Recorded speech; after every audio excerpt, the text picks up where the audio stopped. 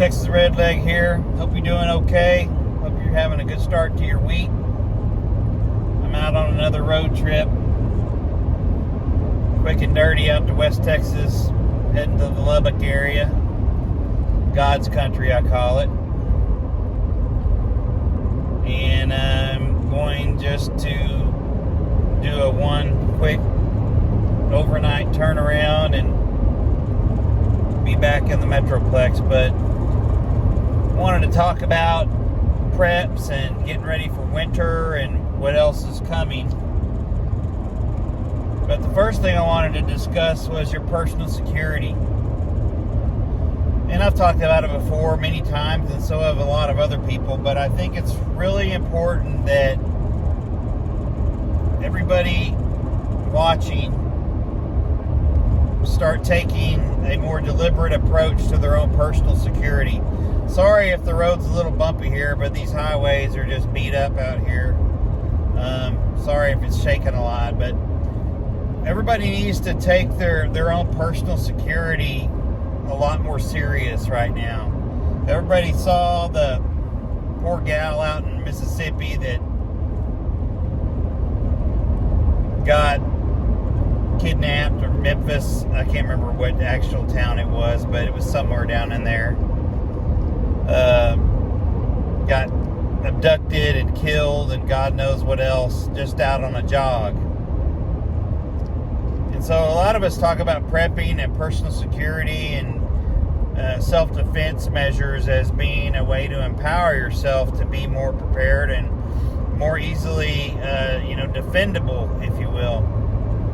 But people need to wake up. You never know when it's going to go down, and you don't get to usually choose the time and place of your incident. It's going to pick you. And that's why so many of us talk about the fact of getting trained, understand your rights, understand the Castle Doctrine, understand how to be vigilant, understand that there's a lot of bad players out there and that you've got to pay attention at all times to not become a victim. And that's just the way it is. Again, this isn't paranoia, this is empowerment. You shouldn't have to curtail your activities or limit your freedom of movement because of dangers out there. I mean, you obviously need to be a little bit more deliberate in judgment on, where you go, what time you go, etc. Whether you go alone or not. I mean, obviously those are things that should play out anytime, quite honestly. But empower yourself, and equip yourself to have a good approach to risk management, risk assessment. And if you're not sure what those terms are, go out and do some searches and watch some videos. There's a ton of good topics, or a ton of good data and videos out there on the subject of risk management, personal security, etc. So, up your your personal security measures ASAP. Remember the easy stuff: lock your doors, travel with your vehicle doors locked, etc. Stuff like that's important, and it's just habit forming. Once it becomes a habit, you won't even think about doing this stuff. That's important that you do that. Okay, so we talked about prepping for winter. Of course, some of you live up north in colder climates than me, but even me and a lot of us down here in the Texas area, Oklahoma, etc. We are out gathering up the propane and this and that because, if you listen to the unpublished news reports, the stuff that's going out on YouTube and different sources there like that, Europe's getting ready to have a really, really bad winter. And they're telling people to go out and gather firewood and stuff like that right now. so they can stay warm this winter. So I'm not sure, again, the opinions are all over the map. I certainly have no reason to doubt it, but with Russia cutting off the pipeline, sounds like they got major issues over there. So what does that mean for us? So in my situation, luckily I have a natural gas fireplace, which is great. I have additional grill style propane bottles. I have the 1 pound camping style propane bottles. I have the little personal heaters, like the Mr. Buddy heaters of different sizes. I've got cooking stoves that run on propane. I've got a gas grill. I've got additional cordless battery power generators. I've got a dual fuel propane / gas generator, about 8,500 running watts. So again, I think it's important. I've also got a little solar kit too. So again, it's important not to keep all your eggs in one basket, and it's important to have alternatives to the main prep source that you have. Now I understand everybody's got a budget, and I've been doing this for years, so I haven't done this all at one time. I've just stacked it as I could over the years and held on to it. So these are important things, and I sure hope everybody's paying attention, because once the supply chain gets realized and everything gets squeezed, if you can even find something, it's probably going to be unaffordable for most people. So you're still a little bit late, but I think you got time to stack the things you need to stack right now. If buying propane and things is tough for you, maybe you look, if you've got a fireplace, maybe you get, buy firewood, or go gather firewood, or barter, or whatever the case may be. There's options out there, but you have to explore them.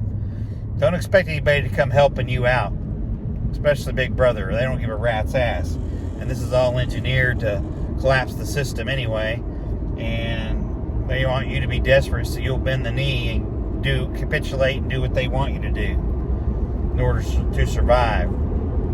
So I guess it all depends on how you want to live, how you want to survive. If you want the easy way out, and just to have the live day to day, hand to mouth, and for 31 miles, continue straight. If you want to thrive and try to, by God, insulate yourself from government involvement, then maybe you ought to get out there and do some preps, get some stuff accomplished. And of course, the food and water, etc. But again, in my situation, my case, I prep to lessen the pain. I know it's going to be painful. I know that it's going to suck.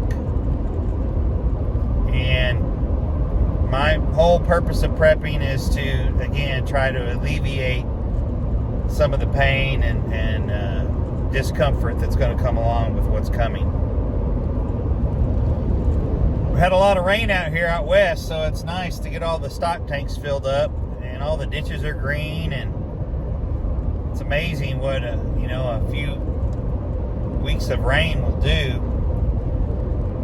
But we sure need it. The wildlife needs it. The cows need it. The farmers need it. So it's a welcome sight for sure.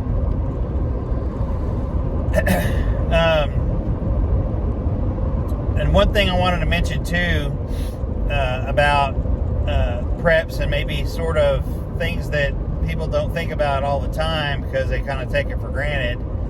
I'll give you an example. Last night, my neighbor across the street, he texted me and asked me if I had a can opener, and I was like, well, yeah, I've got the manual kind. And he's like, great, our can opener broke and I don't have a way to open my can, so do you mind if I borrow it? And I was like, sure. I met him outside and let him open his can. But that kind of stuff happens, and you should have a couple different opportunities to, or a couple of different options rather, when it comes to opening canned goods. And that's, a manual can opener or two. and then possibly a what we call a P38 in the military, which is a little manual can opener. You kind of just operate with your thumb and your index finger. But yeah, a lot of people have them. Look it up. It's called a P38 can opener, and they're really cheap, and you can get them even at Academy. But anyway, it's good to have backups, people. So go get yourself an extra can opener today or tomorrow. Make sure you can open those canned goods that you've been stacking. So anyway, just a quick video today. I didn't want to say, panic or anything, but winter's coming, and you all are probably getting sick of hearing it, but there's a lot of people that keep kicking the can down the road, and they're going to get hung out. So don't be one of those people. So with that, everybody keep prepping, stack it deep, and always remember, long live the Republic. Y'all take care.